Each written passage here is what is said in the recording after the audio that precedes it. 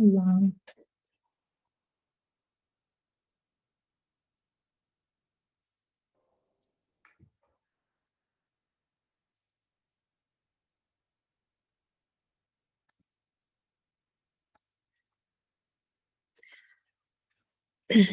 Bom, turma, hoje eu já vou iniciar a aula com o tema de controles internos, tá? Então, nas últimas 4 aulas, elas foram focadas aí no entendimento de risco, fatores de riscos, evento do risco, impacto, vulnerabilidade, tudo que compõe e permeia aí a gestão de risco, ok? Hoje nós vamos introduzir aí o tema de controles internos, tanto para definição quanto operacionalmente, aprender a fazer o mapeamento end-to-end, o que a gente tem que considerar, quais são as informações essenciais, ok? Bom, então nós vamos começar pelo básico, tá? Então, assim, eu entendo aqui que todos já sabem o que é controle, correto? Todo mundo já sabe, não? Sim. Então, se a gente já sabe o que é controle.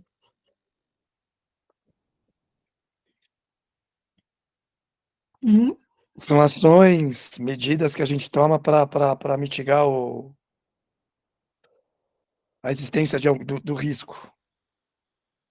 Os impactos do risco, as ações que a gente toma para mitigar os impactos do risco.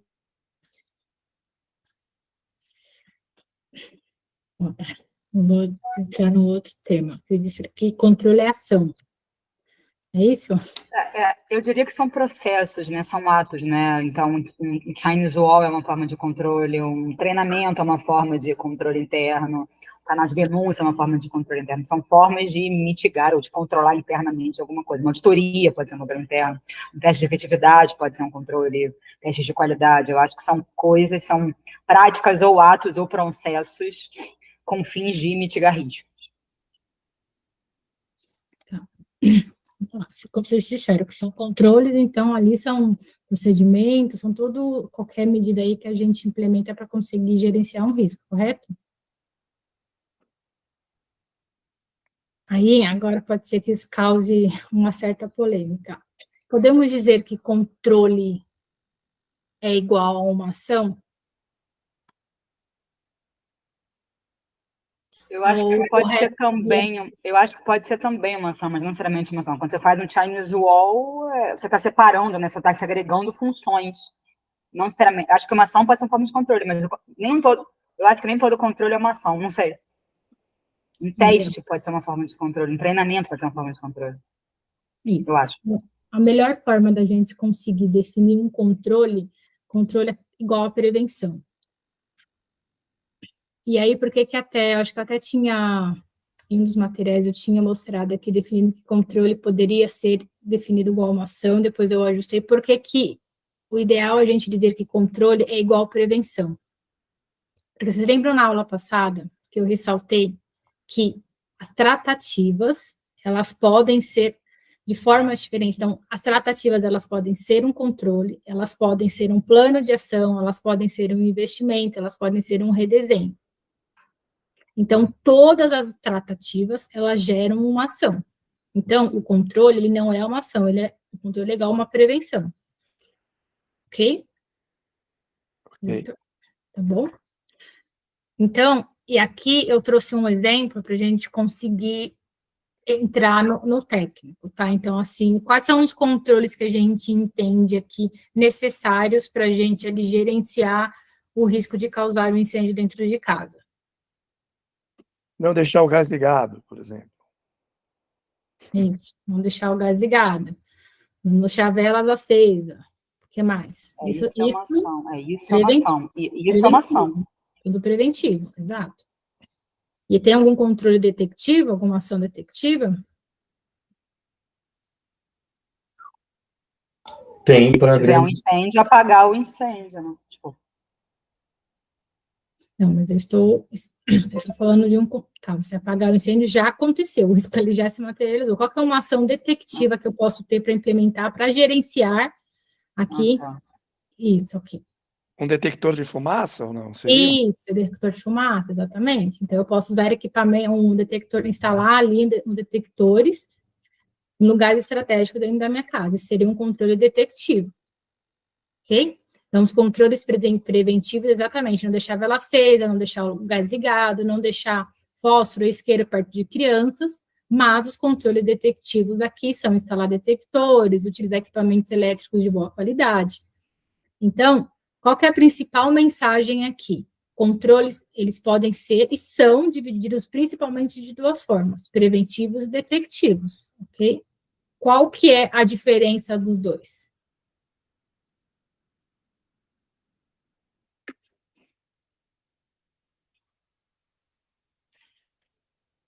O preventivo aqui, ninguém vai se manifestar? Todo mundo está muito quieto hoje? Não sei, tá muito barulho para vocês. Eu acho que o preventivo é um pouco anterior ao outro, não sei. Normalmente, quando você previne um risco, você identifica, você previne, depois você detecta, sabe? Não sei. Talvez o timing, não sei. Não, nesse caso do incêndio, não é anterior, não, ligar o fogo e ter um detector, não sei. Em alguns riscos eu consigo ver um timing diferente. Mais alguém? E aí, pessoal? Acho que o O preventivo detectivo seria para é uma ação e o preventivo puta, como é que eu posso dizer? É, um- Os preventivos são controles que a gente projeta para evitar que algo aconteça. Tá? Então, para evitar ali que o evento, o que a gente está tentando ali evitar aconteça. Tá? Então, assim, a gente age normalmente de forma proativa. Então, a gente não quer que a nossa casa pegue incêndio. Então, a gente ali não vai deixar uma vela acesa, vai tomar cuidado para não deixar o gás ligado, vai tomar cuidado para não deixar um fósforo e um isqueiro ali ao alcance de crianças. Ok? Então, a gente já pensa ali o que eu posso fazer para evitar que aquilo aconteça. O que eu posso fazer aqui para evitar que eu cause um incêndio dentro de casa, principalmente se eu tiver criança. Não vou deixar ali de fácil acesso. Ah, se eu fico o dia inteiro lá fora de casa, eu não vou sair de casa e deixar uma vela acesa sem que eu tenha certeza ali que ela vai estar num lugar ali seguro, que se ela cair, ela vai apagar. Ok? Já os controles detectivos, eles são utilizados para identificar e corrigir o problema ali, antes que ele tome uma proporção maior. Ok? Mas isso não significa ali que seja suficiente. Eu posso instalar detectores de fumaça ali, então ele pode acionar e apagar ali um foco de incêndio, mas não significa que ele vai ser o suficiente dependendo da proporção. E aí alguém levantou a mão, que eu escutei. O Henrique. Boa noite, Jéssica. Eu tenho Uhum. uma dúvida, na verdade, duas dúvidas. A primeira é, quando a gente faz a resposta ao risco de reter o risco, isso não exige controle nenhum, ou pode ser que exista nessa situação também, de retenção de um risco. Desculpa, não entendi a sua pergunta, Henrique. Por exemplo, quando a gente retém o risco, como você mostrou na aula passada, isso significa dizer que eu não vou tomar ação ou tratativa nenhuma. Ou pode ser que uma ação seja monitorar o crescimento desse controle, ou desse risco, a evolução desse risco.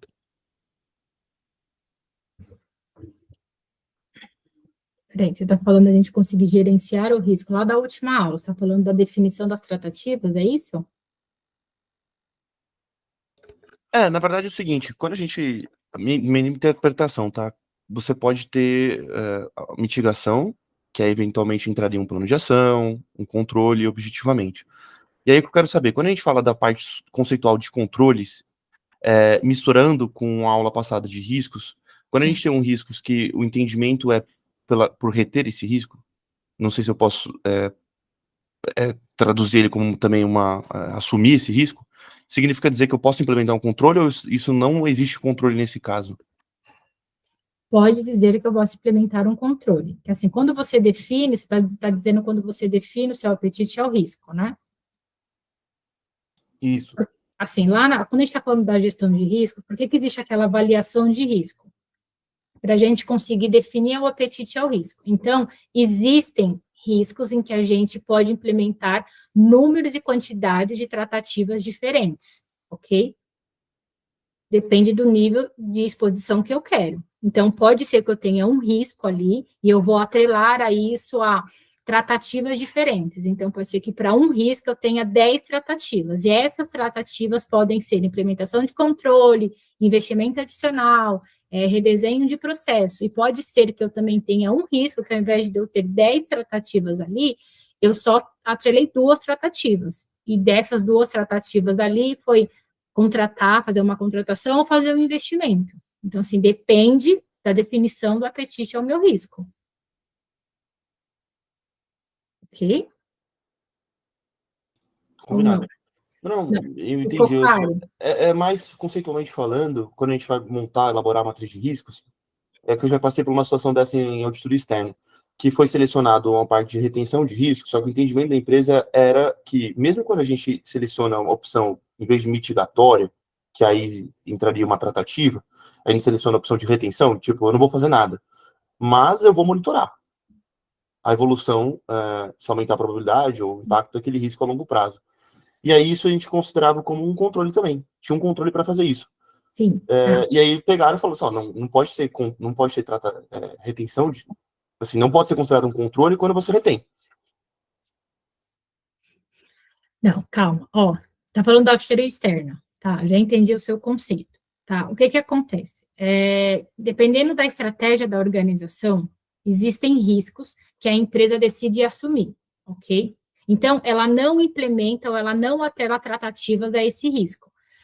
Deixa eu lembrar de um exemplo que aconteceu aqui. Eu estava em uma das empresas do conglomerado que eu trabalho, eles estavam fazendo um mapeamento para elaborar uma matriz de SOD, ok?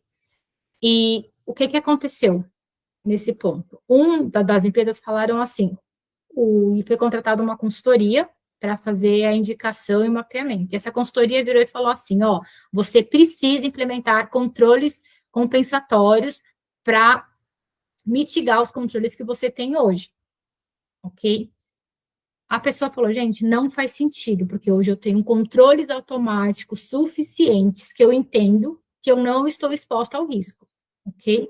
E mesmo assim, eu ainda assumo a responsabilidade de confiar 100% nos controles que eu tenho hoje. Então, eu não irei aceitar, eu não irei acatar essa sua sugestão, ok? Quando a auditoria externa veio, ela questionou por que não tinham controles ali para monitorar aqueles potenciais vulnerabilidades. E a resposta foi a mesma da auditoria externa. A empresa decidiu assumir o risco, mas ela monitora. Isso é um controle, sim. É um controle. Entendi. Isso é um controle. Aí você tem que tomar cuidado, porque normalmente a externa, quando ela faz essa autuação, você precisa contra-argumentar com a estratégia da empresa. Qual que é a sua estratégia? Porque a auditoria, ela não conhece. Então, ela tá passando a visão dela ali de prateleira, ok? Ela pegou ali o que está determinando o COS, a diretriz do PCOB ou a SEC, não sei, anyway, e aí ela está refletindo. Só que você tem que virar e falar, não, isso aqui conforme a minha estratégia, isso aqui é um controle. Isso aqui eu consigo te provar que esse risco não se materializou. Eu não tenho deficiência, você consegue mostrar o histórico ali para fundamentar. Então, sim. Você sempre contra-argumenta com a estratégia da empresa. Entendeu? Legal, entendi. Legal. Faz Porque na sentido? época eu não tive resposta, entendeu? Eu estou aprendendo também. E outro ponto que eu queria que talvez você pelo menos passasse por cima, que sempre ficou muita dúvida, e eu, como não sou da área, fico um pouco confuso quando eu vejo essas nomenclaturas diferentes, de riscos corporativos e riscos transacionais. E eu, assim, confesso que eu não faço ideia de diferença, porque quando você lê conceitualmente, você fala, poxa, acho que dá na mesma. Mas tem uma lógica subjetiva por trás, né? Deixa eu anotar aqui, peraí. Os corporativos e os transacionais. A empresa que você trabalha, qual que é o segmento, Henrique? Eu trabalho na CSN, então tem de tudo, né? Mineração, transporte, venda de produto, importação e exportação, siderúrgica. E aí você tem capital aberto lá? Tem 2 empresas de capital aberto. E aí vocês fazem o report, a empresa já é só, você já faz o report Já só? é só. Tem porque tem sede em Hong Kong, União Europeia, Estados Unidos. Tá, até no final do conteúdo, eu coloquei uma pincelada de SOX, tá? Então, acho que a gente pode até te ajudar ali depois, tá bom? Combinado. Mas não tava 100% no escopo, mas assim, só para a gente conseguir parar, assim, os riscos corporativos, a gente fala de uma forma muito ampla, tá? Então, assim, eles referem-se a exposições amplas ali no contexto da organização que podem afetar a estratégia, tá? E como a empresa se mostra para o mercado. Então, normalmente, frequentemente, eles estão ligados ali aos objetivos de alto nível da organização. Então, e aí precisa avaliar a abrangência, o impacto, a gestão. Então, ali são os riscos de reputação, o risco de estratégico, o risco de mercado, o risco regulatório. Enquanto os riscos organizacionais, eles estão associados a eventos específicos ou transações individuais ali dentro das operações diárias da empresa, que aí a gente pode falar que aqui a gestão ali que é realizada pela segunda linha, que é controles internos, tá? Eles são específicos, mas eles são gerenciáveis, tá? Porque normalmente eles ficam no nível operacional do processo. E aí a gente pode falar que é risco de crédito, risco de fraude, risco de liquidez, que aí a gente realmente consegue gerir com a matriz de risco pela segunda linha de defesa. Ok? Tá bom. Não sei se foi isso que a auditora externa assim está te questionando, mas são coisas diferentes, tá? Risco corporativo, normalmente ali quem responde, faz a gestão, era de gestão de risco. Os riscos transacionais ali fica sobre a gestão da segunda linha de defesa. Tá, entendi. Tá bom? Obrigado. Tranquilo, pessoal? Mais alguém tem alguma dúvida?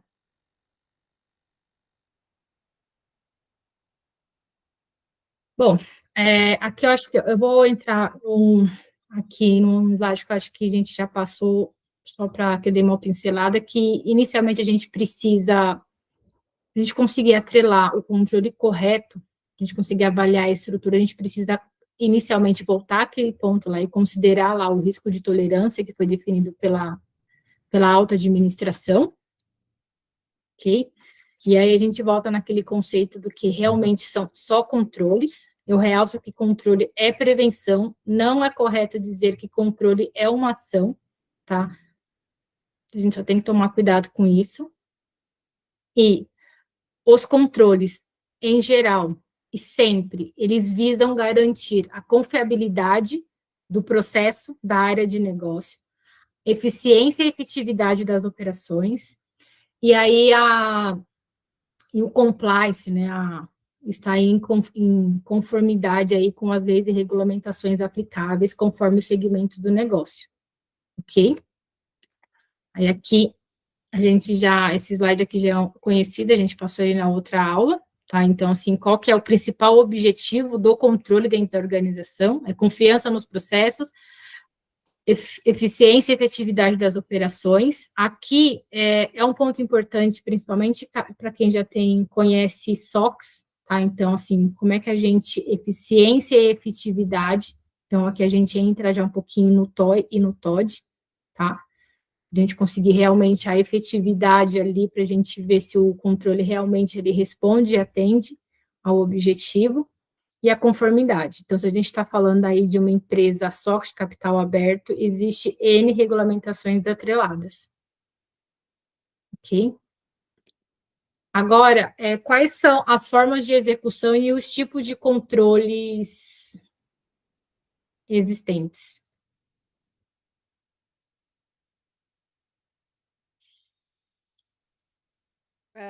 O preventivo, o detetivo e corretivo? A gente tem os controles preventivo e o detectivo. E esses controles, nós podemos executá-los, eles de quais formas? Quais são as formas possíveis que a gente pode executar esses controles? Um deles acho que é de verificação, certo? Verificação, autorização e aprovação. Não, vamos voltar, vamos lá. Assim, quando eu falo, a gente está falando de controle, a gente pode dividir ele em 4 categorias. Em 2 categorias é o tipo de controle, preventivo e detectivo. Quando a gente vai executar esses controles, ele pode ser um controle que é executado de forma manual. Ok? Automatizada. A forma de execução dele pode ser 100% manual. A forma de execução desse controle pode ser automática. Ok? A forma desse... Pode falar. Semiautomático também? Isso, semiautomático e semiautomático manual. Aí, gente, só uma ressalva aqui, que as formas de execução do controle dependem muito da organização. Isso aqui não é cravado na pedra, ok? Então, assim, pode falar, Bruno. Só uma dúvida aqui que eu fiquei um pouco boiando, só para entender se eu não prestei. Isso é algo novo ou a gente já viu? Porque eu realmente estou vendo, para mim, parece a sensação que eu estou vendo isso agora, os tipos de controle. Ou a gente já viu, eu comi bola mesmo? Não vimos não. O que a gente é viu novidade foi isso. Esse slide aqui que você já conheceu. Ah, tá, não, esse tranquilo, Não, mas esses tipos de controle, as formas de execução e tipos, não, né? Não. Tá bom. Tá? Então, assim, quando a gente identifica um controle, normalmente são preventivos ou detectivos, ok? Só que aí depois a gente tem que determinar qual a forma de execução desses controles. E aí, normalmente, tá? Eles podem ser manual, automático, semi-manual ali automático e o semi-automático. Ah, Jéssica, é sempre assim? Não. Quem determina isso? A companhia. Ok? Tem empresa que nem usa semi-automático, não faz sentido. Tem empresa que nem faz sentido usar semi-manual automático. Gente, depende, mas tem de tudo. Deve ter até tipos de forma de execução que eu não mencionei aqui, que vocês devem conhecer e vocês praticam na empresa de vocês. Ok? O que a gente considera um controle manual? Normalmente eles são executados ali. Eles não têm nenhuma intervenção tecnológica, nada. Ele é só mesmo por força humana. Política é um tipo de controle manual? Sim. Exato. Primeiro, não vai ter nenhum sistema atrelado. Normalmente, o input dele é sempre no começo do processo. Não é regra, mas normalmente é. Não é regra. Ok? Quando a gente tem aqui um controle lá, e o automático, o que o automático envolve?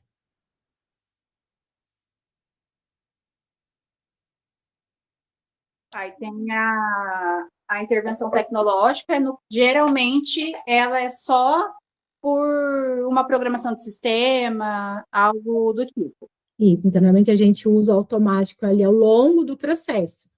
Sim. Algumas vezes no início, então eu posso receber uma demanda ali de um sistema, ok? O automático, ele facilita a gente detectar erros ou não. É mais fácil. Normalmente, aqui ele tem uma abordagem mais proativa. Então, pode falar. Uma dúvida, professora, pensando até em políticas novamente, né? Entendi, é um tipo de... A política ela pode ser um controle manual, enfim, que não tem uma automatização. Pensando no controle automático, se a gente for falar que precisa ter uma ferramenta, uma automatização,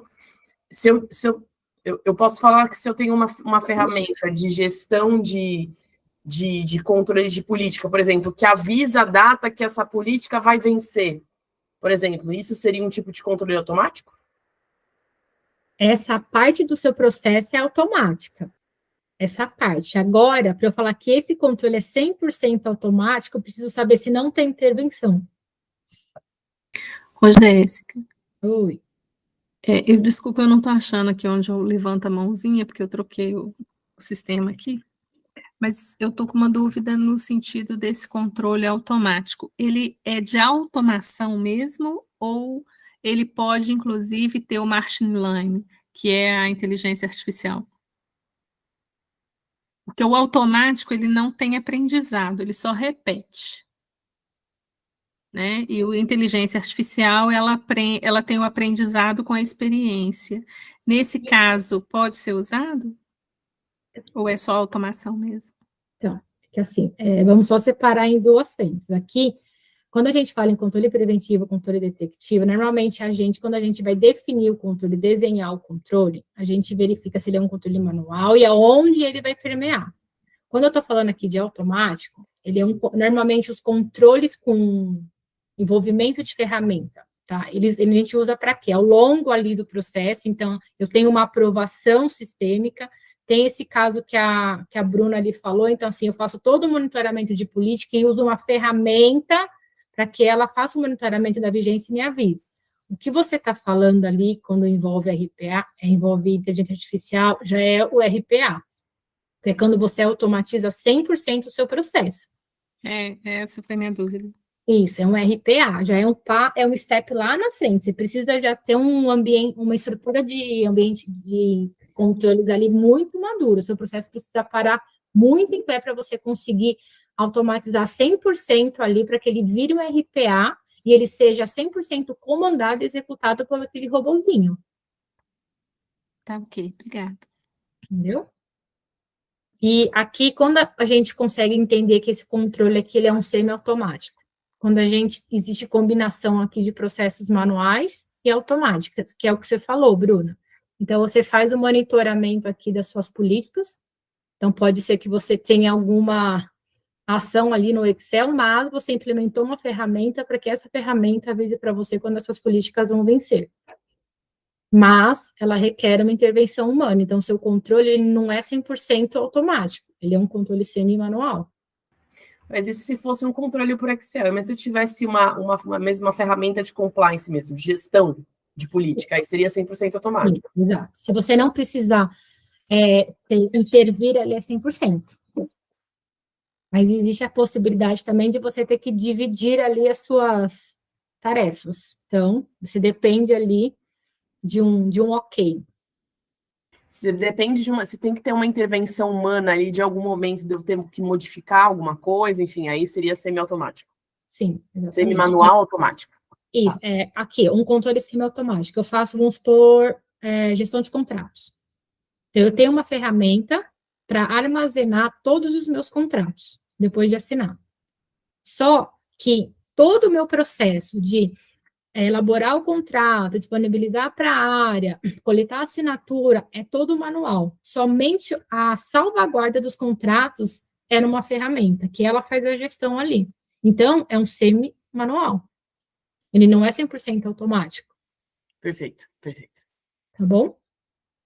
E aí, quando a gente fala ali no semi-automático, né, aí a gente tem que fazer aí um percentual, 80-20, 70-30, para a gente conseguir, e aí depende muito da empresa, para a gente conseguir caracterizar aqui o que seria semi-automático. Tá? Então, isso ainda também acontece muito. Olá, oi. Ô, Jéssica, você conseguiria dar um exemplo de automático? Que eu não, assim, eu não consigo visualizar um assim fácil. 100% automático, a gente pode, um processo 100% automático, a gente pode usar o parametrização de segregação de função no sistema. Então, eu vou fiz uma compra, aí eu fiz uma aprovação e eu uso um sistema para fazer. Todo o processo ali de compras, ele é conduzido por um sistema. Então, as pessoas só acessam o sistema para fazer a aprovação, mas ninguém tem alçada ali para manusear. Então, todo o meu processo de aprovação é automático. Porque a gente tem que tomar cuidado. Ah, Jéssica, mas eu paro e tem que entrar lá no sistema para aprovar. Sim, ok, mas você não existe intervenção humana no processo de aprovação. São coisas distintas, entendeu? Então, assim, eu preciso acessar o sistema. Sim, gente, o sistema não vai plotar ali na sua telinha e falar, Bruna, vamos aprovar. Não, entendeu? Você precisa acessar o sistema, colocar sua senha, dar o clique bonitinho, mas se você quiser mudar qualquer informação ali, você não tem autonomia porque aquele processo é automatizado. Entendeu? Entendi. Pensa num banco. Tem toda uma estrutura ali, toda automatizada, que nem hoje, eu pelo menos, tá? Faço de tudo para não ter que ir até o banco presencialmente. Ok? Mas se eu precisar acessar minha conta, adianta eu pegar só o celular? Não, eu tenho que acessar a conta, achar o aplicativo, colocar meu usuário, colocar minha senha, entendeu? O processo ali do banco é 100% automatizado, mas a minha ação ali não. Ok? Então, por isso que a gente faz essa divisão aqui. É claro? Não. E até no próximo, aqui até acho que eu tentei antecipar essa pergunta que o Henrique ia fazer, eu trouxe uma imagem aqui gráfica, onde a gente, é uma imagem aqui interna, né, onde a gente consegue ver aqui como os controles são executados, manual e automático, tá vendo? Como eles são organizados. Os tipos de controle, então, tem a segregação de função, ó, controles manuais, os automatizados, o input. Então, aqui, ó, o manual precisa de uma dependência aqui de alguém. Aqui, ó, quando é automatizado, os controles automatizados, já existe uma parametrização dentro do sistema. Aqui são os controles e as premissas que a empresa determinou para definir qual que vai ser a segregação de função. Tá? Então, aqui, ó, esse input aqui, ó, são realizados por intervenção humana, então, assim, uma revisão manual de relatórios financeiros, ok? Os controles automatizados aqui são os controles que funcionam através de qualquer sistema ou ferramenta que a gente não precisa ali de intervenção humana após uma parametrização naquele sistema. Então, a segregação de função foi um exemplo aqui que eu achei que é uma prática usada aqui para reduzir os riscos de fraude. Tá? Então, aqui, dependendo do nível e da maturidade da empresa, esses controles são definidos de forma manual ou automático. Ok? Tá claro aí, pessoal?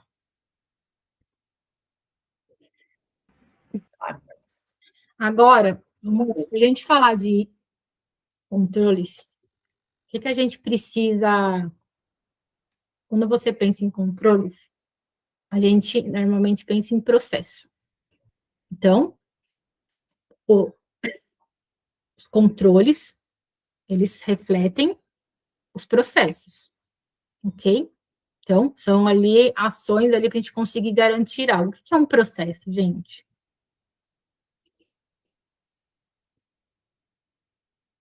Os seus controles, eles consolidam ali um conjunto de atividades executadas com frequências diferentes ali pelas áreas de negócio, que é a primeira linha, tá? Agora, o que é um processo?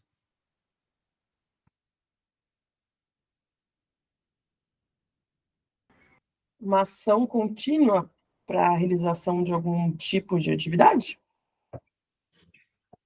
Isso, não só uma ação. Quem falou, Bruna? São várias ações.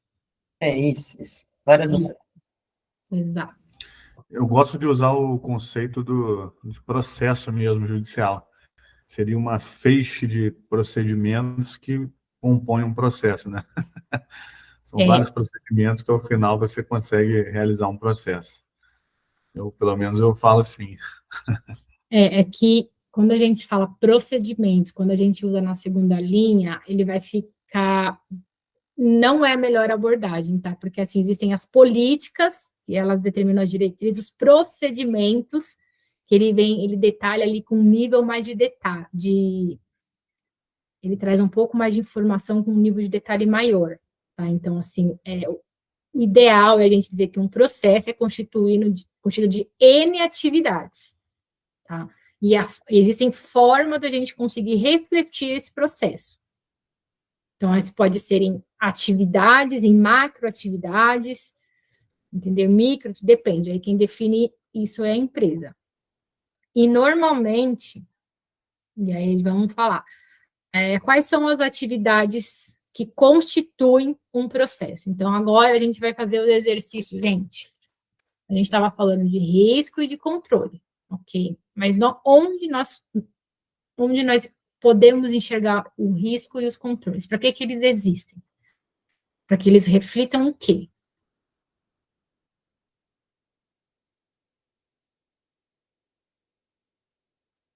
Nossa, gente, vocês estão hoje super...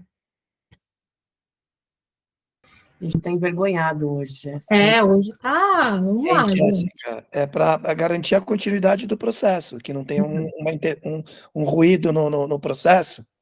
Tá, isso, e esse processo ele é constituído por riscos e controles, ok? Ok, é isso. E esses riscos e controles, qual que é o objetivo deles? Monitorar o quê? Atividades.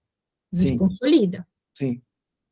Tá? E aí, normalmente, o que envolve aqui? O que a gente constitui? O que constitui um processo? Vamos pensar.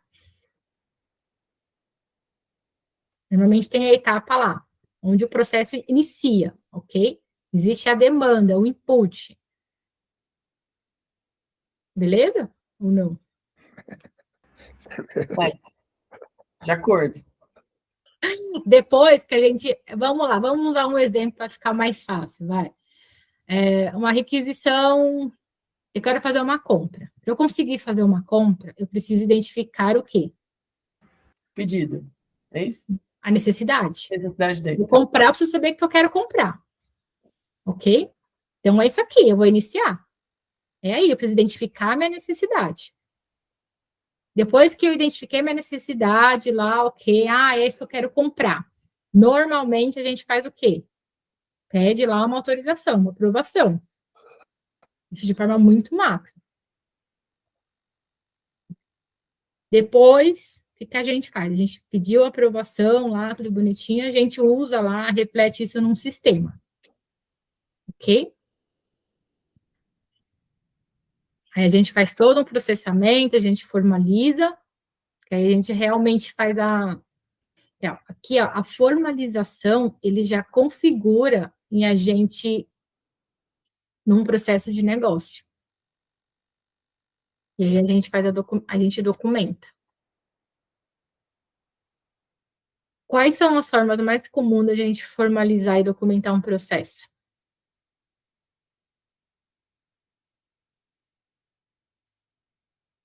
Fluxograma? Sei. É a forma mais comum. Posso formalizar de outra forma? Posso. Um procedimento. Procedimento. Posso formalizar em forma de narrativa? Posso. A forma mais comum e visual qual é? O fluxograma. Ok? Até aqui tá claro? Eu nem entrei, até parei de falar um pouco de risco, eu deixei para o final, porque senão vocês vão ficar doidos. Porque ainda tem o risco aqui do controles internos, né? Senão, não vai rolar. Tá tranquilo até aqui. Por mim, tá tranquilo.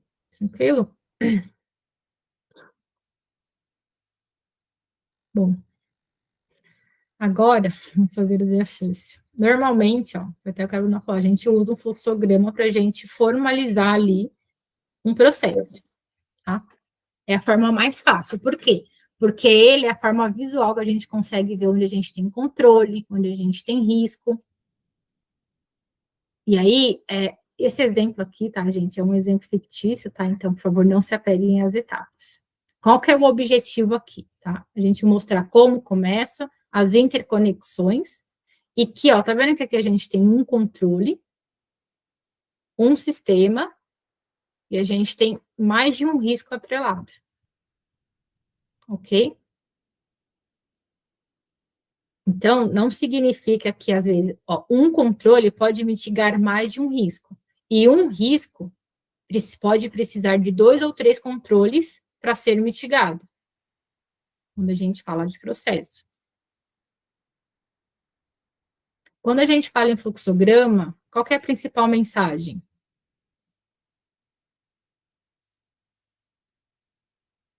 Formalização do processo? A gente entender como o processo é estruturado. Estruturação, né? Isso. A gente formaliza ele para entender como o processo é estruturado. Por quê? Quando a gente formaliza para entender como ele funciona, o que a gente identifica aqui? Gaps? Isso. Possíveis riscos. Então, Exato. A gente identifica falta de controle, a gente identifica risco que não tem controle atrelado, a gente identifica lacunas, redundâncias. Ok? Faz sentido? Faz sentido, super. E aí, ó, papéis e responsabilidades, a gente consegue saber, determinar exatamente se ele está bem distribuído ou não. Concorda? A gente consegue identificar se os responsáveis que estão executando as tarefas ali são as pessoas que deveriam, os gargalos que existem ali, então a gente pode identificar ali pontos de lentidão, de ineficiência no processo, o que está atrasando ali, ou está impactando. As redundâncias, então eu posso ter ali repetições, eu posso ter mais de um controle, eu posso ter excesso de atividade desnecessária. Pontos de decisão. Ok, então assim, eu posso identificar que faltam pontos de decisão, eu posso identificar que existe excesso de pontos de decisão. Eu consigo identificar todos os relatórios, todos os reportes que existem, atrelados àquele processo. Ok? E qual que é o principal item que eu identifico quando eu consigo refletir um processo num fluxograma?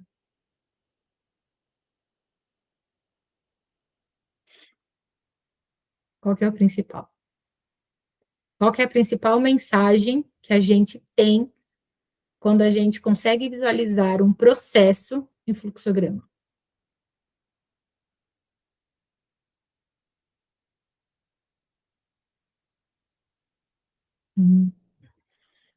Os inputs e os outputs existentes no processo. Alguém quer explicar? As entradas e as saídas? E o que mais? As interconexões com o que aqui?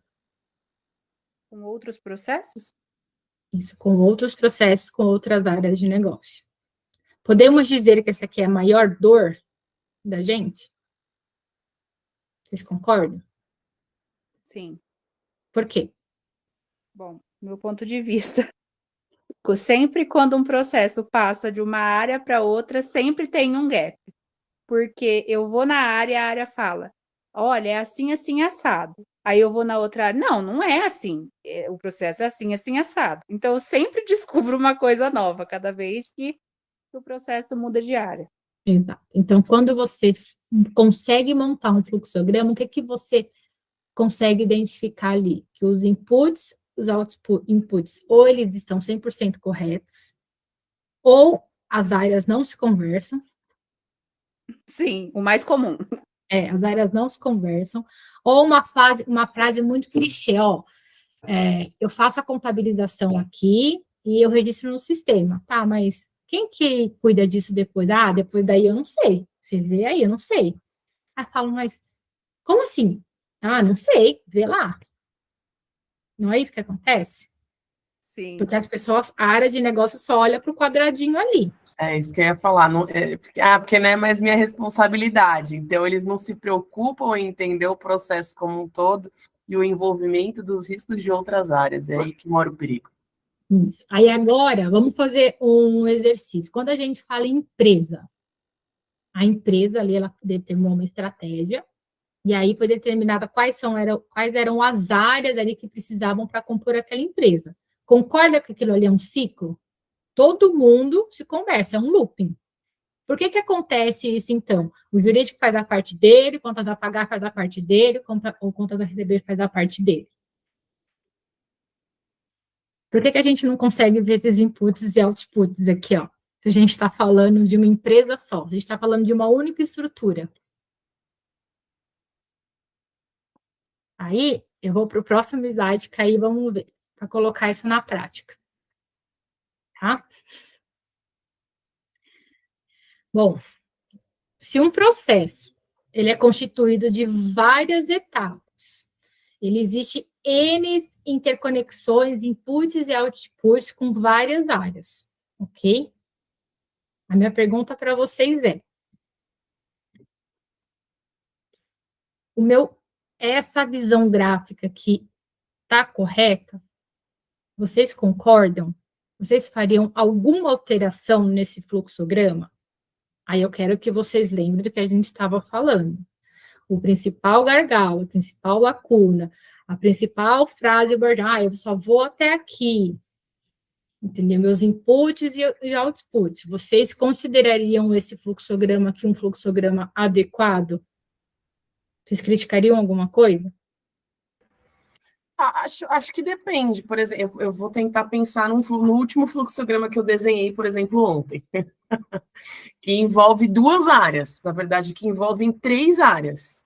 Então, por exemplo, é um processo que envolve compliance, área de pessoas, e envolve jurídico em algum momento. Mentira, envolve até outra área, uma 4ª área, que é loss prevention.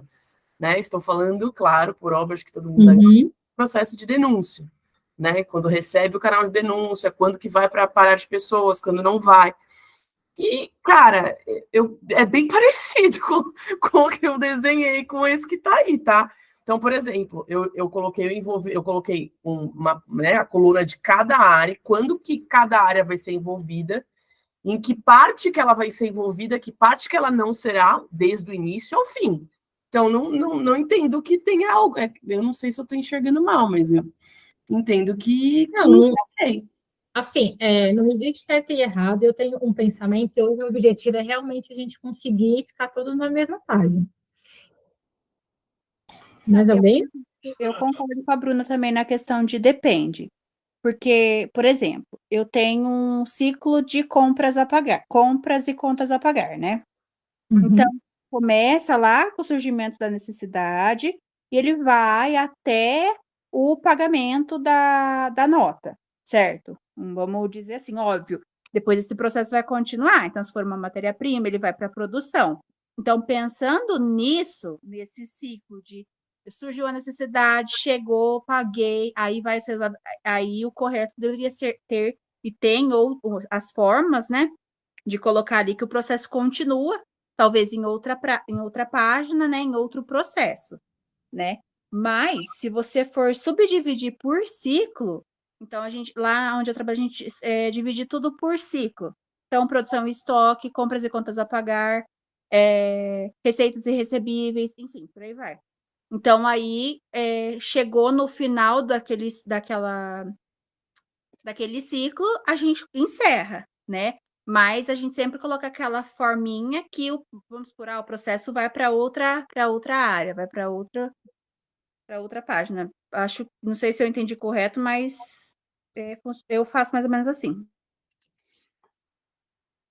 Mais alguém? Nesse modelo, Jéssica, me corrija se eu estiver errado, ele não fala os inputs e os outputs, né? Isso. Por exemplo, eu já vi aquele organograma de tartaruga, que ele fala exatamente quais matérias você precisa para produzir o processo e o resultado dele, assim. Exatamente. Quando a gente fala em input e output, Henrique, o que você faria de diferente aqui? Eu não sou, assim, eu tô falando completamente de forma leiga, tá? Não algo chutaço aqui. Eu não sei se nesse modelo daria para escrever. Então, o que eu já vi são empresas que, para cada processo, eles têm 2 formas de visualizar. Tem essa forma que é atividade por atividade, e tem a forma mais macro, que fala quais as necessidades iniciais do processo e quais são as saídas do processo. Agora, não me vem um de cabeça, assim, para exemplificar para vocês, mas eu recomendaria, eventualmente, para uma empresa high level, assim, que ela tivesse os 2 para o processo. As 2 formas de visualizar. Exato. Mais alguém quer fazer, aproveitar? Só um comentário que acho que é importante, não sei se é isso que você também está querendo escutar, Jéssica, que acho que no fluxograma...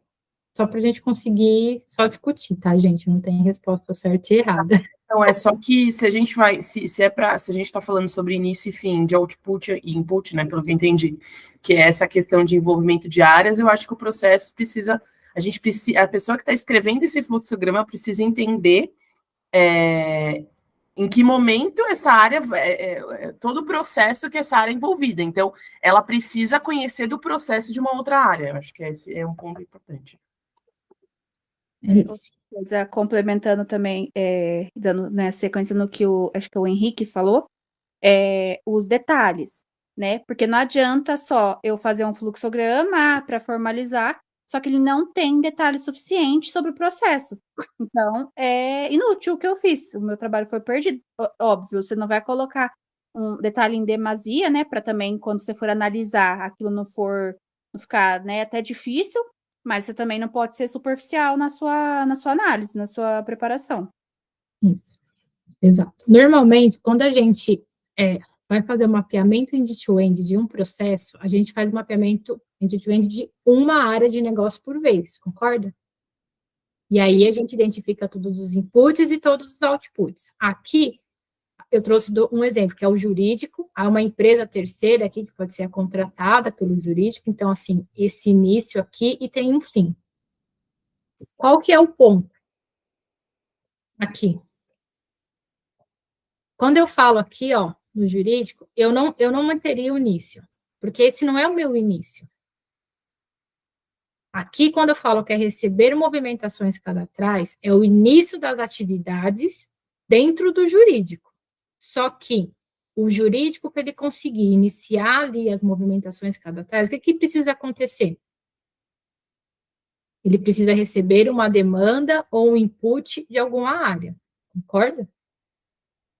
Que aí a gente volta lá, são as interconexões, são os inputs e outputs. Como é que as demandas chegam aqui no jurídico? Vamos lembrar que a gente está falando de uma empresa, e tudo se conecta. Faz sentido eu ter aqui esse início dentro do fluxo do jurídico? E aí, uma coisa que... Jéssica, mas o início aqui, eu estou colocando o início porque é o início da minha atividade. Eu falei, tudo bem, mas quem é a pessoa que demanda e faz o input para você, para sua área?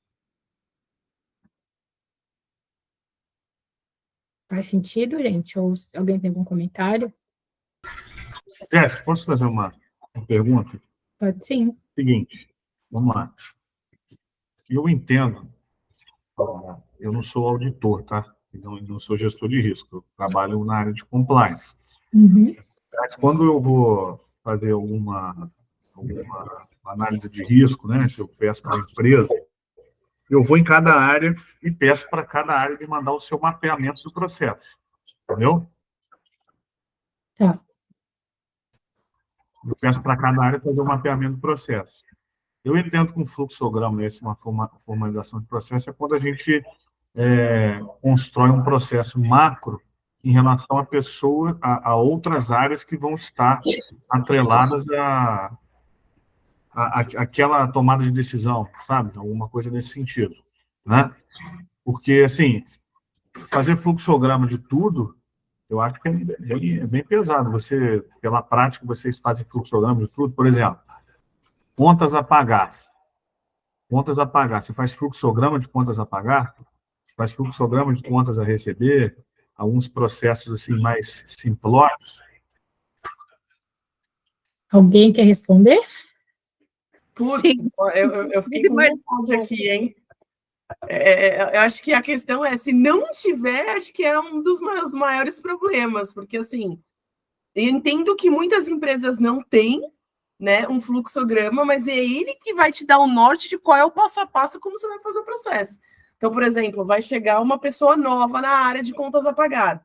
Claro que vai ter uma pessoa que vai treiná-la, tá tudo certo. Mas tendo um passo a passo, que é o fluxograma desenhado do processo do início ao fim, facilitaria a vida e evitaria gaps erros, controles, porque a pessoa vai saber consultar, não só a pessoa que está entrando, mas qualquer pessoa que queira consultar, como, por exemplo, uma área de, sei lá, a própria auditoria, entender qual é o processo, a área de compliance que vai receber uma investigação e vai ter que entender se tem algum gap de fluxo de sistema na parte de contas a pagar. Eu acho que, eu aqui, minha opinião, tá, Carlos? Eu só tô dando o que eu acho aqui, mas acho que é muito importante ter. Eu acho que é melhor. Eu acho que é melhor. Assim, sem dúvida, é melhor que você tenha um fluxograma de todos os processos. Tá? Eu não estou falando, pelo contrário, é bem melhor. É até visual, né? Tem uma questão visual. Mas, assim, o que eu vejo nas empresas, que elas têm os processos mapeados, está escrito ali, ela não tá feita num fluxograma, assim, né? Visual, mapa, entre aspas, esse mapa mental. Entendeu? Então, você tem ali, você pode tirar dúvidas, por exemplo, com o seu contas a pagar, contas a receber, uma questão de fraude e tal, dentro do mapeamento. Eu só acho que ele é essencial quando você tem um processo macro de misturar áreas, né? Quando várias áreas vão ter pontos de interseção ali nesses processos, entendeu? Ó, vamos lá. A gente Isso tem que... Pode falar, Bruno. Um POP escrito, foi mal. É porque a Bruna falou que é um POP escrito, é um POP mais detalhado do que um POP. Por exemplo, o POP, às vezes, ele é muito genérico e às vezes, né, acho que falam sobre instrução de trabalho também, né? Por isso que eu estava perguntando, Jéssica, assim, existe a instrução de trabalho, o POP, a instrução de trabalho, o mapeamento do processo feito e o fluxograma, certo? O ideal é você ter fluxograma de tudo e do processo macro, envolvendo as outras áreas, não é isso? Isso, não, porque assim, cabe à empresa, é uma decisão da empresa, tá? Quando a gente fala na metodologia do Couso, por que o sugerido é um fluxograma? Por quê? Porque o fluxograma, ele traz uma visão gráfica. Você consegue ver de uma forma muito visual como as coisas acontecem. Então, até vamos colocar num outro step. Tem pessoas que conseguem entender melhor as coisas vendo graficamente, ok, do que lendo. Então, às vezes, você está lendo um texto ali, você se perde, você se distrai, você perde o raciocínio. Quando você olha um fluxo, o seu entendimento é melhor, ok? Outro ponto. Gente, construir fluxograma para todos os processos de uma empresa é árduo, requer tempo. Mas eles trazem uma visão melhor? Eles trazem. Então, você precisa ser determinada ali uma estratégia, um cronograma e um prazo de como é que eu vou fazer as coisas. Por que é importante a gente trazer inputs, outputs e interconexões entre as áreas de negócio? Por quê? Para evitar exatamente esse descasamento de informação. Aí é o ponto. Tem empresa que não tem lá o processo de compras a pagar. Por que eu não tenho um processo de contas a pagar? Se eu tenho ali, se eu tenho coisa para pagar, porque existe alguém vendendo, ok? Existe uma área comercial que está gerando uma demanda, ok? Então, se eu estivesse falando de um processo de contas a pagar aqui, e eu recebesse aqui, ó, essa caixinha de receber a solicitação seria do processo do comercial. Aqui, até vou ter um outro aqui, ó. Aqui, porque que não é um fim. Vamos falar do jurídico. As atividades do jurídico aqui, eles começam em a gente cadastrar toda a necessidade dele no sistema. Só que aqui, gente, quem é que demanda? Qual que é a área que faz esse input para ele aqui? Então, eu posso colocar uma caixinha aqui dizendo que ele recebe a solicitação, sei lá, do comply, das áreas de negócio, ok? Agora, esse fim. A minha última caixinha é contabilizar as provisões de contingência. Só porque ele fez a contabilização da provisão ali, acabou? O que acontece depois daqui? Existe um processo de reembolso, existe um processo de pagamento. Então, qual é que tem que ter um output? Qual que é a área que recebe essa demanda aqui depois?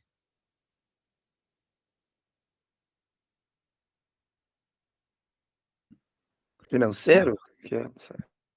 Exatamente. Então, quando você faz o mapeamento de um processo, o ideal é que você já traga aqui, ó, para onde isso vai. E não coloque um fim, porque ali acabou a atividade da área que você está mapeando.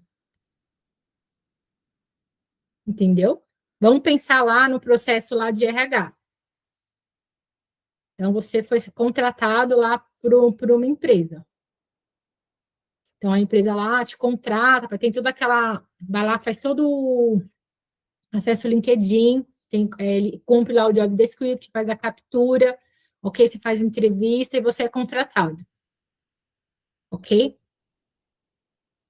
Só porque você foi contratado ali, não existe nenhum step ali do RH após a sua contratação. O que acontece depois que você é contratado? Você recebeu a notícia ali que você passou na entrevista, ok, tudo bem, você vai iniciar tal dia. A atividade do RH acabou? Só porque ele te falou ok? O que Não. acontece depois? Qual que é a área que ele precisa envolver? A área responsável pelo aquele profissional, ok? Ok. Então, aqui ele pode falar, entrei em contato. Então, assim, ok, informei o candidato da sua contratação. Tá, encaminhar o candidato para a área. É a mesma coisa, se o RH não informar ou não fazer ali a provisão ali na folha de pagamento e enviar a folha de pagamento todo mês para a área da contabilidade, os profissionais vão receber o salário no final do mês? Eu posso dizer ali, ó, que o RH, então, ele fez a apuração da folha de pagamento dele, bonitinho, enfim. Acaba aqui o da RH, se eu pensar? Ele gerou a folha de pagamento dele, registrou no sistema. O que ele tem que fazer depois que ele concluiu a folha de pagamento? Qual que é a próxima área a ser envolvida? Quem que vai efetivar o pagamento? Quem que vai considerar a provisão? Não é o financeiro? Financeiro. Exato. Então, quando eu falo input, output, tem que saber aonde nasce, quem faz a demanda, para onde você manda. Quando eu falo em processo, então, esse início e esse fim aqui, eles são extremamente perigosos se você quiser entender o end-to-end. Gente, end-to-end não é end-to-end só do processo, é end-to-end da empresa. Ok? Agora eu estou falando aqui do RH. Henrique, você quer perguntar? Eu queria tirar uma dúvida. Por exemplo, você está falando dos outputs e inputs que deveriam ter. Mas isso seria substituído se eu fizesse um fluxo do início ao fim 100%. Aí eu não precisaria, né?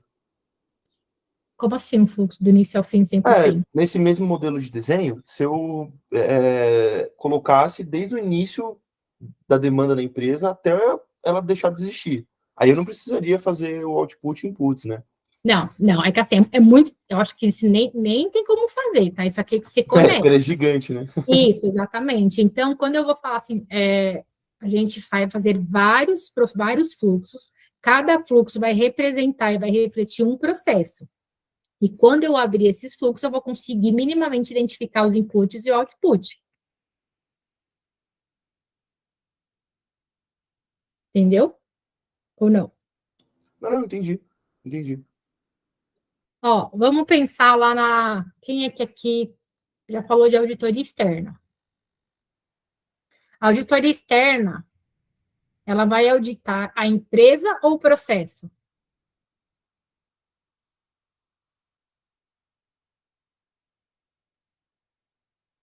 Eu sou uma empresa de capital aberto.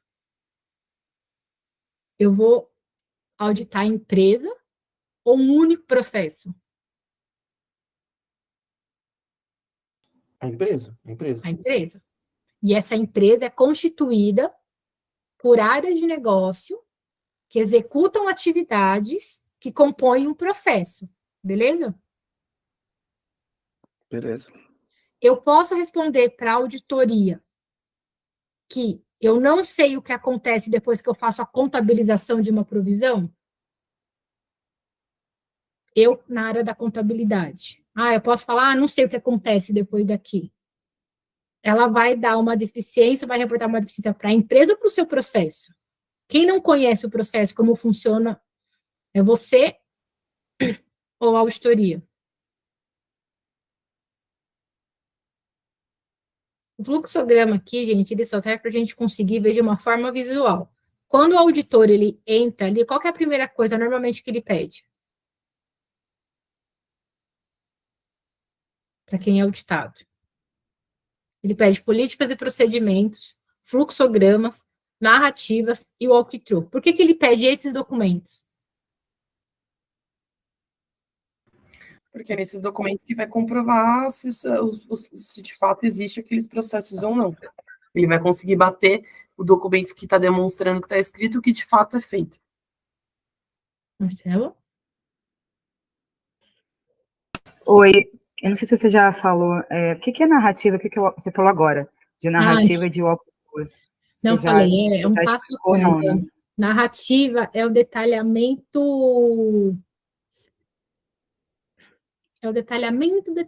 do processo. Então, aqui, eu vou falar assim, realizar as movimentações. Então, eu vou contar no detalhe exatamente como aquilo é feito. E o walkthrough, ele é uma análise para conseguir avaliar se o controle, ele está sendo executado da forma que ele foi desenhado para ser executado. Tá? Narrativa é tipo um to-do, é tipo o que tem que ser feito? E o walkthrough é o depois para ver se foi feito? A narrativa é como é feito, com muitos detalhes, como é feito. Tá? Então, assim, por que normalmente essa primeira aqui pedem um fluxograma? Porque ele traz a visão da empresa. Por que pede políticas e procedimentos? Porque nas políticas e procedimentos tem as diretrizes, ok? E essas diretrizes, elas são refletidas nos processos. Perfeito. Quando eu faço aquele comparativo de políticas e procedimentos e fluxograma, normalmente eles se conversam? Precisam, né? Quando você pega uma política, normalmente, quando você está lendo, você não menciona as outras áreas? Uhum. Gente, no fluxo é igual. Só que de uma forma muito visual e mais fácil. O que você prefere? Ler um documento ali de 10 páginas ou ler um fluxograma? O que é mais fácil? Não, é muito melhor que o fluxograma, com certeza, é muito mais rápido, é muito mais visual. E onde você consegue identificar é uma foto. O fluxograma é uma foto, né? É uma foto, tipo um canvas. Assim. E você consegue identificar lacunas ali, redundâncias com mais facilidade no fluxograma ou nas políticas, numa POC, numa narrativa? No fluxograma, com certeza, entendi. Tá bom, obrigada. Exatamente. Obrigada. É o que, ok?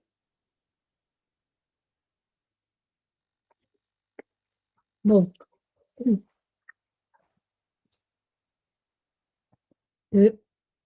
Sacanagem, colocar ali. Um comentário, Jéssica, antes de você mudar do slide, eu levantei, mas acho que você não viu.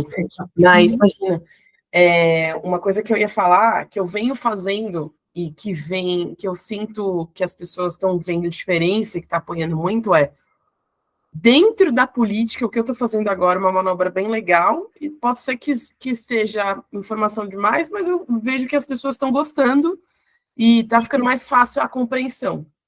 Eu escrevo a política, tenho a política, e dentro dos anexos da política eu coloco um fluxograma.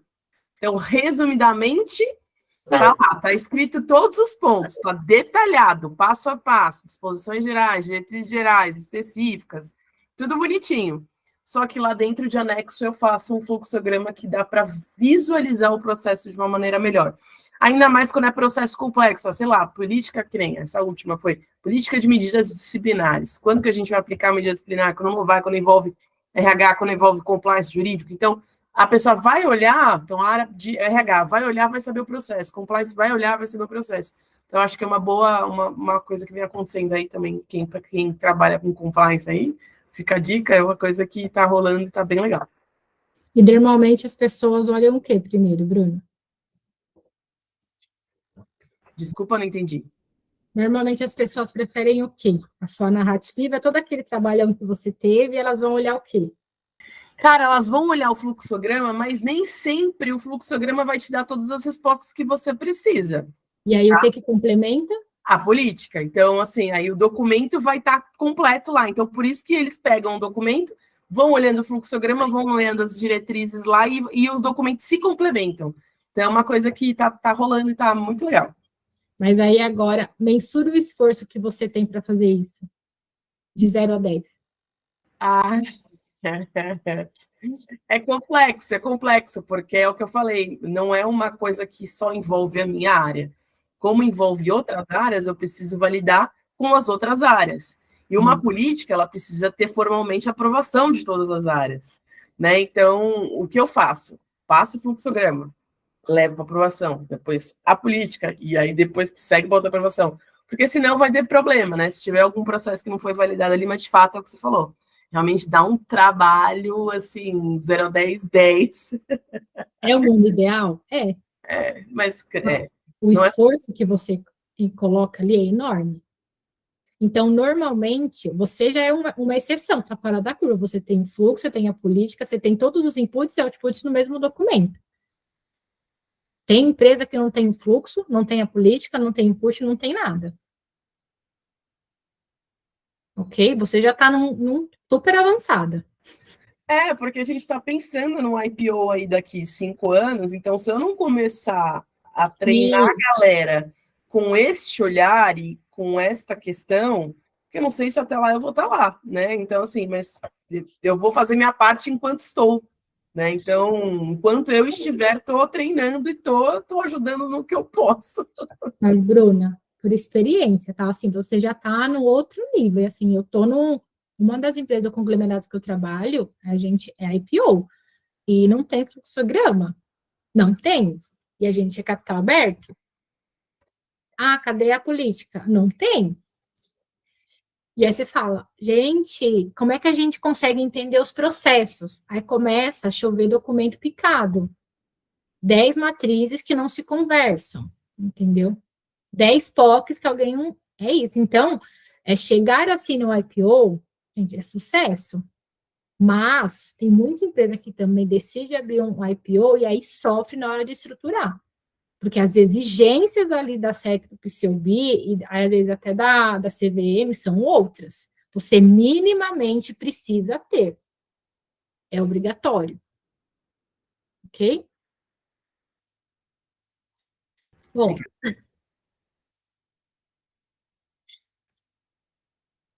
Gente, vocês entendem que tem diferença... Como é que se diferencia um processo de um controle? Tem diferença para vocês ou não tem diferença? Tem, né? Acho que, voltando aqui no que você falou, controle é prevenção, né? Então, o controle ele pode prevenir algum erro dentro do processo, que é uma ação contínua de atividades que a gente tinha falado. Então, acho que essa basicamente essa, não sei se eu expliquei bem, mas enfim, mais ou menos. É isso. Mas, aí eu vou te fazer uma pergunta. Em poucas palavras, como é que você diferenciaria um processo de um controle? Se você tiver que explicar lá, tá, você na área de negócio, e assim, isso acontece. Mas processo e controle é tudo a mesma coisa. É a mesma coisa?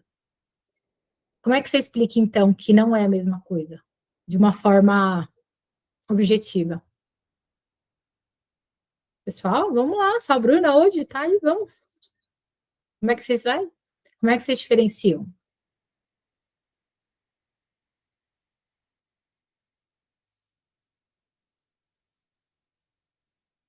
Desculpa, eu estava sem volume aqui. Tá, eu acho que processo é um somatório de atos, práticas, movimentos, sei lá. E o controle são também processos, mas o controle não é só processo. Você consegue explicar um controle em uma ou duas frases? Em uma ou duas palavras? Você consegue explicar um controle? Você consegue usar duas palavras? Não, porque eu não tenho poder de síntese, Jéssica, eu não consigo explicar nada em 2 palavras. Nada. Não, você consegue. Se eu perguntar assim para você, tá? Marcela, me fala o nome de um processo. Tá, eu consigo. Então, me fala o nome de um processo. Pode falar, qualquer um. Sei lá, um PDCA é um processo, né? Sei lá, um mapa de risco é um processo. Bom, você está sendo especificar um processo comum, para todo mundo ficar na mesma página. É o RH. A Bruna... tá. Compliance é um processo. que você trabalha, Marcelo? Eu faço compliance, eu sou legal de jurídico e compliance de data privacy, Jurídico, entendi. Isso. Fala um processo. Fala um processo da área jurídica. Elaborar uma cláusula de proteção de alguma coisa, entendi. Contratos, elaboração de contratos. Agora, descreve para mim como é que você faz a elaboração de um contrato. Isso é um processo ou é um controle? Isso é um processo, entendi. Ó, gente, processo, você vai conseguir sempre definir ele em ali uma ou duas frases ou palavras. O controle, não. Você precisa de um alto número de informação para explicar o que é um controle.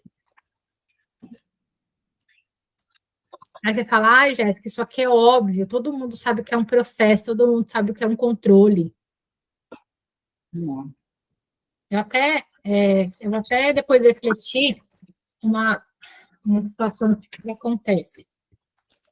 Todo mundo sabe aqui o que é um MCP? O que é o quê? DICT? MCP. Vamos falar em outras palavras, seria a visão do processo. Tá? Então, assim, são todas as etapas que constituem o processo dentro de uma área.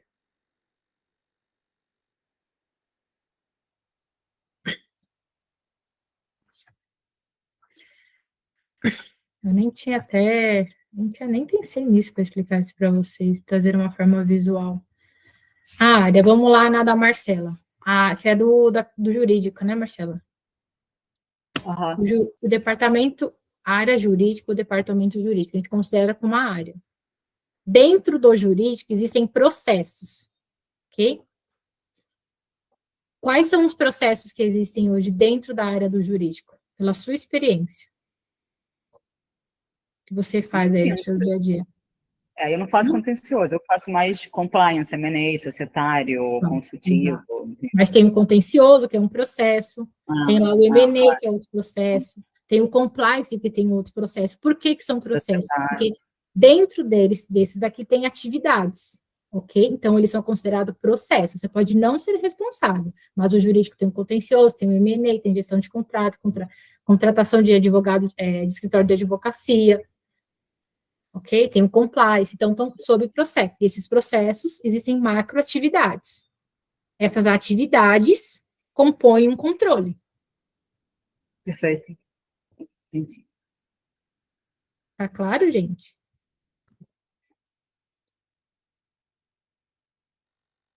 Olá, Carlos.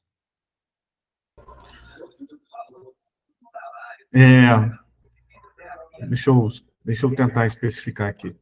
Contas a pagar, tá? Vamos pensar aqui que um processo é contas a pagar. Beleza? Beleza. Tá escutando, Jéssica? Tô sim, pode falar. Tá me escutando? Uhum. É que eu pensei que tinha caído aqui, porque eu caí teve uma hora. Então, vamos lá. Contas a pagar é o processo. Então, ali, contas a pagar, vamos lá. Recebo os boletos, abro o sistema, faço pagamento, passo para a planilha, passo para o software, ou nesse meio tempo mando para a diretoria para aprovar o pagamento. Tá? Mando para o diretor fazer um double check aí na área financeira.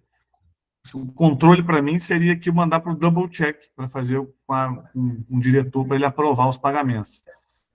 Não seria esses atos, né? Por exemplo, contas a pagar, eu tenho vários atos, e em algum momento ali eu vou mandar para a diretoria para que ela possa rever, para ver se está pagando certo ou está errado, uma análise de imposto, alguma coisa nesse sentido. Você enxerga dessa forma ou não? O que você encaminha para eles ali são controles, você encaminha. Ali é um controle que está mandando para aprovação. Dentro do seu processo de compras. Então, na realidade, o que eu estou querendo dizer é o seguinte, eu estou querendo ser bem analítico mesmo, aproveitar a sua expertise.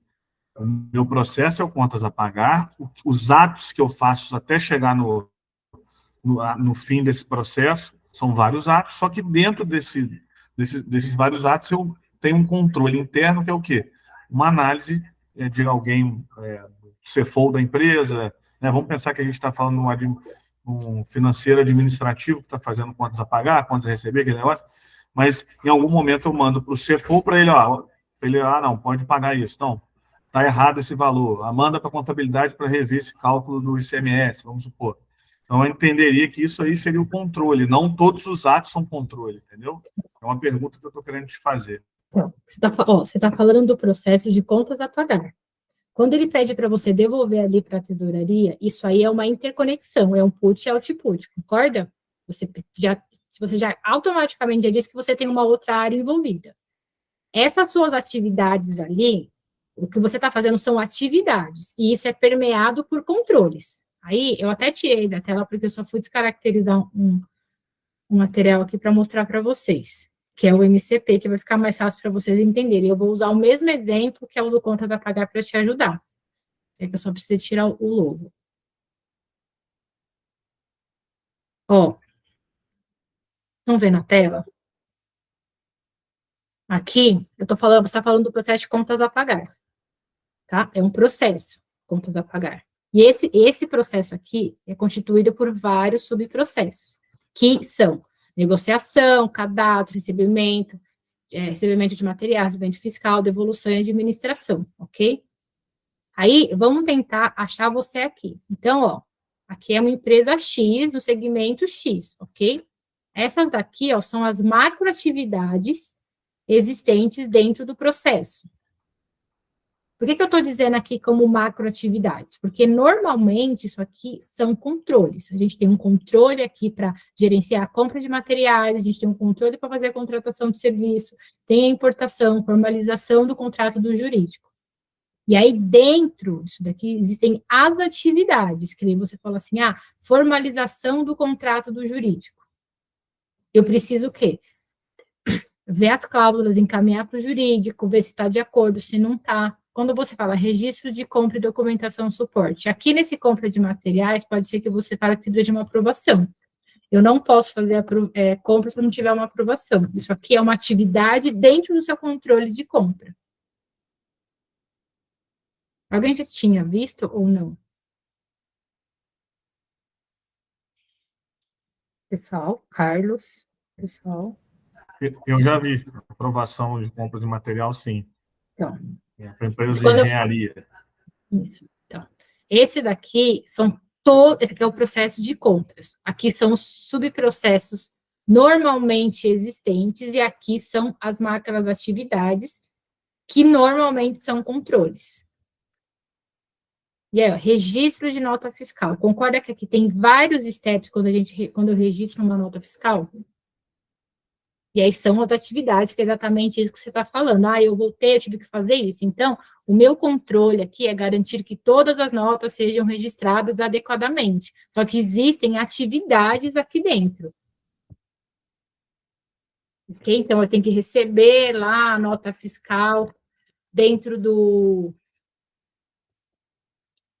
mês. Essa nota fiscal tem que ser aprovada. Então, assim, existem atividades dentro do meu controle, que é exatamente esse fluxo vai e vem. Ok? Henrique? Os controles nesse cenário, então, eles seriam as regras das atividades. Como eu tenho que desempenhar elas ali, enfim, para fluir, né? Não, que seriam as regras das atividades. E aí a gente vai entrar, seria a forma que eu escrevo o controle para conseguir executar. Como que eu tenho que fazer o registro da nota fiscal? Então, são as diretrizes executadas para fazer o registro da nota fiscal. Entendi. Sempre vai ser uma diretriz do que eu posso e como eu devo executar a atividade. Isso. E quem que vai determinar isso? A própria área de negócio junto com a área de controles internos. Exatamente, porque é ela que tem que falar como é que tem que fazer. Então, o que vai estar escrito aqui é o que a área de negócio diz que ela faz. Então, não faz sentido ela falar que ela não recebe uma nota fiscal se ela está dizendo que ela recebe. Ou não faz sentido ela falar, mas eu não encaminho isso para a contabilidade. Entendeu? Então, assim, não faz sentido quando uma área diz que ela não executa uma atividade se ela mesma indicou e sinalizou aquelas atividades. Ok?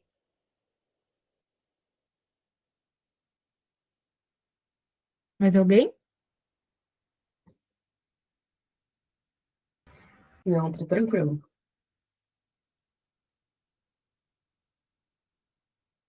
Normalmente usar, não sei normalmente quem que usa MCP, mas facilita muito, viu, gente?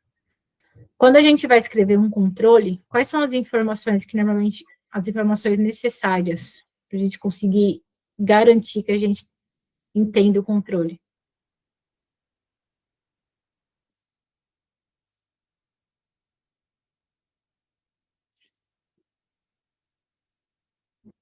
Hum?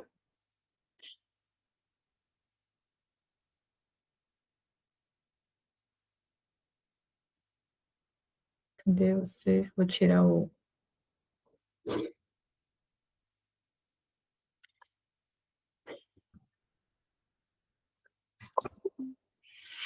Quais são as informações que a gente precisa saber, gente?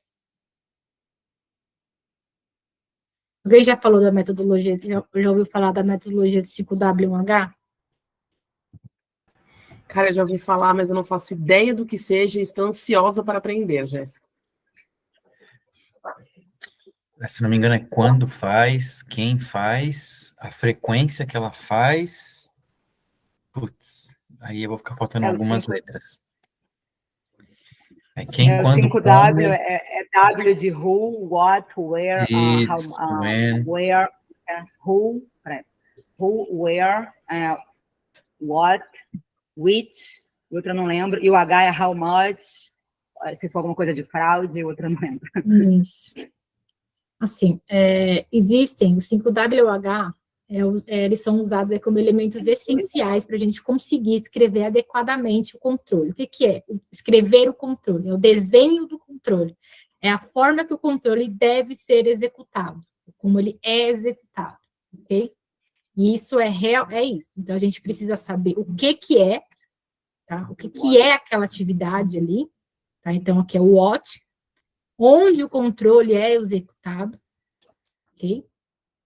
Where, quando a atividade de controle é executada, when, por que que aquela atividade de controle é executada, e como aquela atividade de controle é executada. É exatamente, who, what, where, when, why, ok? Quando a gente escreve um desenho de controle usando o 5W1H ou o 5W2H, como acho que foi a Marcela que falou ali, não lembro o que foi, tá? O 2H, normalmente, a gente usa ali quando envolve fraude. 2H quando eu falo de investigação interna. Então, por exemplo, quando tem fraude, é 2H, porque é how much. Isso mesmo. Então, tem envolvimento financeiro em fraude, seria 5W e 2H. Normalmente, a gente usa o 5W e 1H, que é só o how, ok?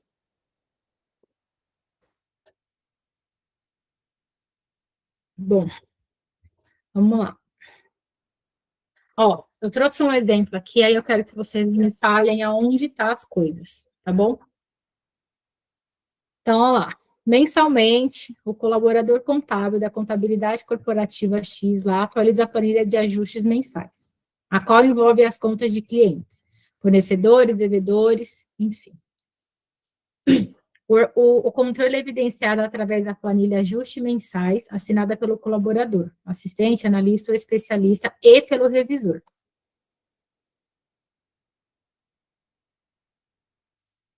Quando eu falo dessa metodologia 5W1H, quando que esse controle é executado? Uma vez ao mês, mensalmente. É isso? Isso, mensalmente. Exatamente. Quem que executa? Quem que faz esse controle? O colaborador contábil. Isso. Onde ele faz? Na planilha de ajustes mensais e de eliminações. Como que ele faz?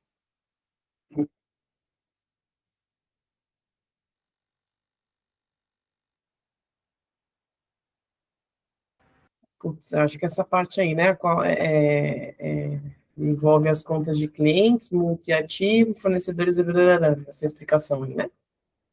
Então, isso aqui é o que, né? Se eu te perguntar o que ele faz, qual que é o objetivo do controle aqui, né? Então, o que ele faz aqui? O objetivo dele, ele faz uma análise ali de todas as contas ativos e passivos que envolvem fornecedor e devedores, né? Ele envia isso aqui para o orçamento.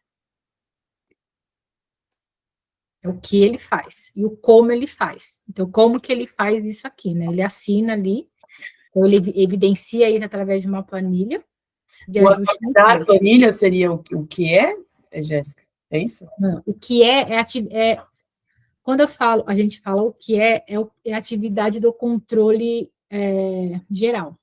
Então, assim, quando eu falo assim, tá, do que se trata esse controle aqui? Tá, que é o what, eu traduzi fica muito ruim, então quando eu falo que é o what aqui, ele está fazendo menção aqui ao ajuste mensal ali da planilha de eliminações, que envolve todas as contas de clientes. Então, quando eu falo, tá, do que se trata esse controle? Esse controle aqui é referente a um ajuste mensal e eliminações ali de todas as contas de cliente. Então, eu tenho que considerar que fornecedor, devedor, meu controle é isso. Qual que é o objetivo dele? Tá? É que ele fala. Por que ele faz isso aqui? Porque ele precisa fazer o reporte ali nas demonstrações gerenciais. Normalmente, vocês escrevem controle dessa forma.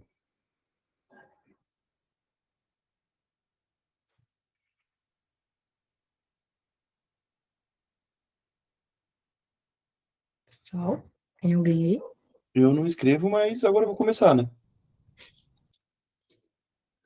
Gente, não, porque, quando a gente escreve o controle dessa forma, a gente já facilita o entendimento do terceiro. A pessoa não precisa fazer questionamentos, ela não gera dúvida. Então, ela sabe exatamente quando a pessoa faz, como que ela faz, onde ela faz, quem faz, por que ela faz e do que se trata o controle. Agora, vamos colocar isso aí quando a auditoria interna pede, quando a auditoria externa pede. Se ela receber uma matriz de riscos e controles que tem essa descrição, ela precisa fazer algum entendimento do controle com a área de negócio?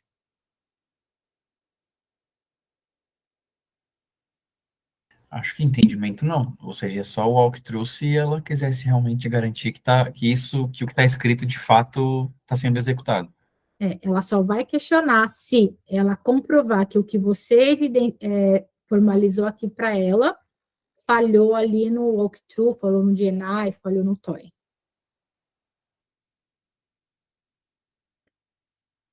Escrever o controle usando 5W1H é difícil no começo, mas depois fica fácil.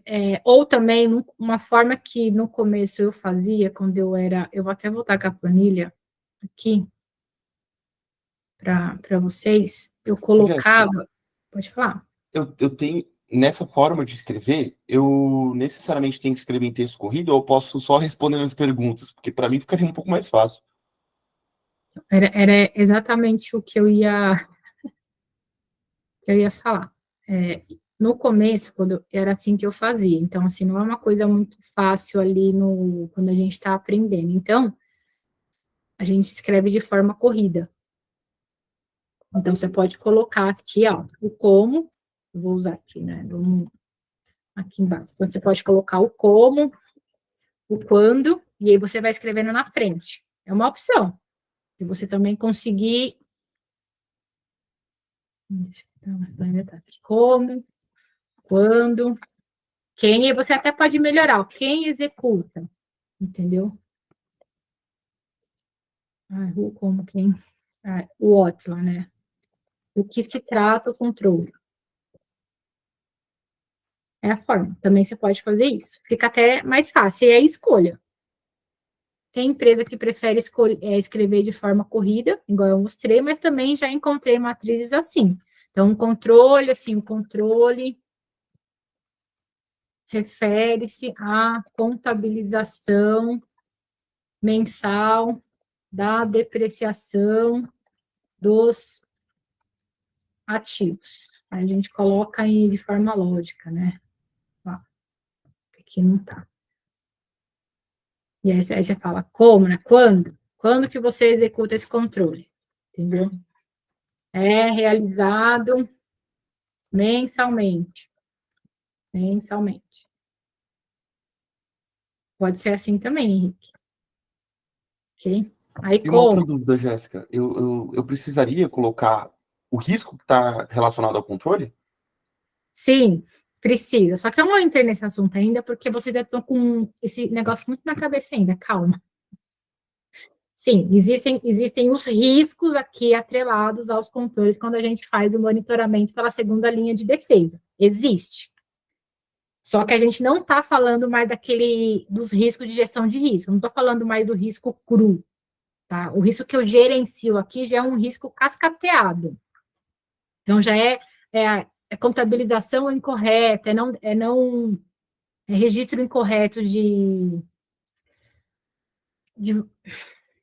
valores referentes a ativo, ou a não formalização das premissas, enfim, é um fator um risco já... Nossa, não fugiu a palavra agora. Mas é um risco bem desinchado, para eu conseguir saber o que aquele controle ali está mitigando. Tá? Na próxima aula eu vou explicar isso, mas hoje eu prefiro só focar no controle, porque senão a gente vai voltar naquela questão da gestão de risco. A gente tem que desmistificar. Gestão de risco de controles e risco como segunda linha de defesa. Tá? Tá bom? Perfeito. Foi bastante coisa de fato hoje, bastante conceito para a gente estudar. Foi excelente. Eu não acabei até o material de hoje, que eu até mostrar esse conceito nas linhas de defesa, né? Hoje é quarta, né? Na semana que vem, eu já mostro como é que funciona isso na linha de defesa, tá? Por que a gente usa o COSE, como funciona ali os componentes, ou a ISO, então fica muito a critério de cada um, tá? E o risco. Como é que a gente chega no risco da matriz de riscos e controle gerenciada pela segunda linha de defesa, tá bom? Combinado. Combinado? Que ainda tem muito step. E aí a gente vai na aula que vem. E aí, gente, só lembrando, eu pedi para vocês me mandarem matrizes e ninguém mandou. Tá? Até para eu conseguir ver esse ponto exatamente da descrição do controle. Tá? Então, assim, se alguém quiser que eu ajude a fazer o exercício de como está hoje, e de algumas sugestões, vocês me mandem o material. Tá bom? Até, Henrique, que você falou, se você quiser compartilhar alguns exemplos da descrição do controle, e aí você pode até fazer o exercício ali, e aí você me manda que eu olho.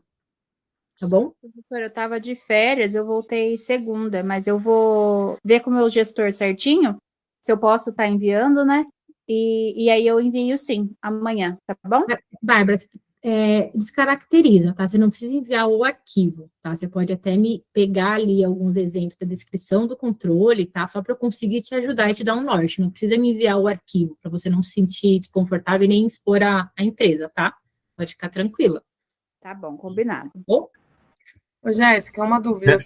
Eu vi que você fez o pedido, mas é a matriz de risco dos riscos da empresa como um todo, uma risk assessment mesmo? Não. Então, não.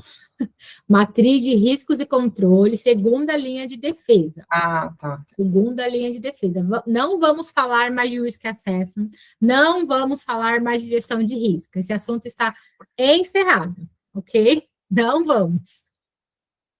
Tá bom? Vai lá, Carlos. Obrigado, boa noite. Muito obrigado mais uma vez por tirar as dúvidas aí, tá?